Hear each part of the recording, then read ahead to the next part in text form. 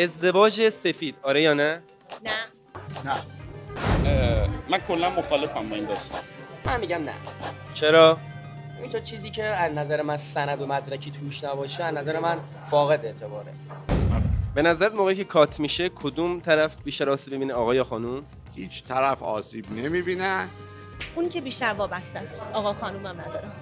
خانوما چون عاطفی ترن، به خاطر همین بیشتر آسیب میبینن. نظر من اینجوری بوده. تو بیشتر آسیب. بله این رابطه‌ای که دیدم بیشتر خانوما آسیب دیدن. بستگی داره. من موردی دیدم که مرد آسیب دیده، من موردی دیدم که زن. چه معایبی داره به نظرتون؟ ازدواج سفید؟ بله.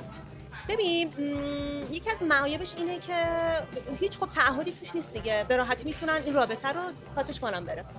توی ازدواج دائم ولی نمیشه. توی ازدواج دائم هم میشه ولی به سختی میشه. به سختی. به خاطر اینکه دچار مشکل مهریه و این پروسش نشن. آره یک از دلایلش ازدواج سفید میکنه. یک از دلایلش میتونه باشه.